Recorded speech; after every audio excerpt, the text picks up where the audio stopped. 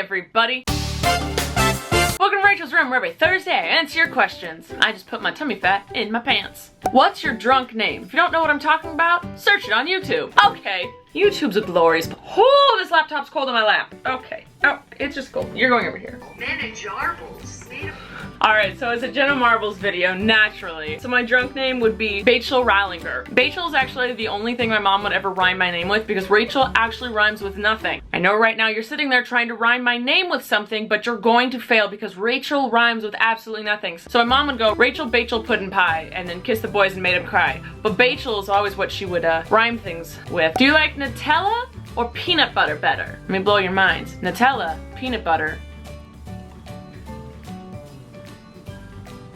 Kettle corn or regular popcorn? Popcorn is so nasty. Wrong. You are wrong. Popcorn is not nasty. Popcorn is salty and delicious. Kettle corn and popcorn are nothing alike. They're from the same type of group of cornage, but they do not taste anything alike. Kettle corn is a sweet, delicious dessert, while popcorn is a salty, airy thing that we eat as a snack. I love both equally, and it's honestly just what I'm in the mood for. But don't say popcorn's gross because I will smack you. Do you correct improper grammar? No. When someone is like, hey, I'm sending this email, is it everything spelled correctly? Or I'm about to send this text, does it sound intelligent? Then I will help them improve their grammar if I can. I'm not the best person at grammar. When someone tweets me or I see a tweet, I don't correct their spelling or their grammar because that's really annoying. No one thinks you're funny. I hate when I use improper grammar or I misspell something by accident, and that is all that people will focus on. I get it. I misspelled something. Who cares? How often do you misspell things? Like, yeah, get off my back for half a second. Jeez. As long as I understand what you're saying, I don't care how you said it. Yeah, if it's an essay or a professional email or you're trying to sound professional, yeah, your grammar matters a little bit. But when you're just doing a random tweet or you're texting your friends, who cares? If you put me instead of me, do not care. And also, a lot of times I tweet things where I go, how do I morning? I'll say that and people are like, Rachel, that doesn't even make sense. I'm like, oh, really? No, it makes perfect sense if you have a smidgen of humor in your body. Otherwise, you're ridiculous. If someone texted me something that was not grammatically correct or misspelled, I would never send them a text back saying, oh, by the way, it's this and this, or you misspelled puppy. Like, who cares? As long as you get the gist of it, why do you have to act like you're on a mighty high horse and correct everyone as if they're beneath you? You're a peasant! Unless you're an English teacher grading someone's final paper, you do not get to act like the king of grammar or the queen of grammar. And when you correct someone, guess what? They don't like you. At that moment in time, they do not like you because you've made them feel stupid and embarrassed, and no one likes feeling those two things. You just want to seem smart and better than everyone else, and no one likes that. But if someone is like, hey, I'm sending this, can you make sure I didn't make any typos or anything? Then you are allowed to get on your high horse. But don't make them feel stupid about it. What are your top 5 most recent emojis? Well, let's check.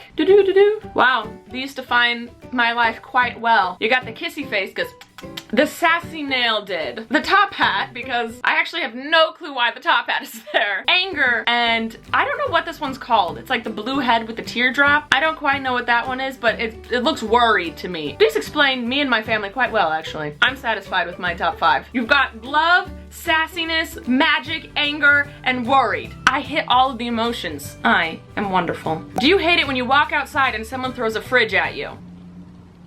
If emojis didn't exist, what would you use instead? Do you guys realize that emojis haven't always existed and I lived in a time in which emojis did not exist? They aren't that old. If I wanted to send an emoji back in the day, I would make a happy face with the colons and the parentheses. Those are the original emojis, guys, were the smiley faces. I know you guys probably have never seen them. These are ancient to you, but that's what we did in the days. Like back on AIM, you would like do everything you could to make different faces. You had like the cool face with like the 8 and then the line and then the capital D, because that was like, yo, I'm cool, because it had sunglasses on. That meant sunglasses. There was a way to do life, guys, without emojis, and I lived in that time period, back with the dinosaurs. That's how old I am. How will I ever meet you? There are multiple ways to meet me. Miranda sings meet and greets. Miranda shows. Out and about. I just met like 6 people today when I was out shopping, and it's so much fun. I take pictures with them and say hello. Maybe one day I'll have my own meetup. Who knows? but it would be in the Southern California area. So don't get crazy thinking I'm gonna fly to like Indianapolis. Because why? Why would I do that? Southern California, y'all should fly to me. Why would I fly to you? See, my sister, she travels and flies to everyone else. I'm like, nah, y'all come to me. I ain't leaving. Why would I leave paradise? Would anyone show up if I had a meet and greet in LA? Comment below, tell me, if I had a meet and greet in LA, would you guys show up? What is the first thing you think when you see a hickey on someone? Hashtag scandalous. You know what? I don't think I've ever actually seen a hickey on someone. I can't remember a time when I was like, oh, a hickey.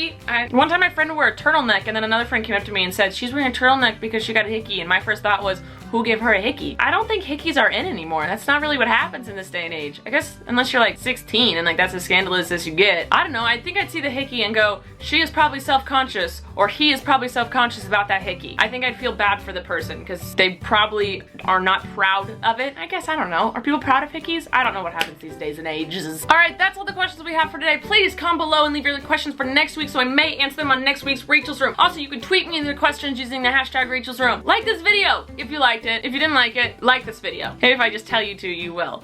No, it's worth a shot, right? Subscribe to see videos on this channel every Tuesday and Thursday. And remember, above all else, stay awesome, possums.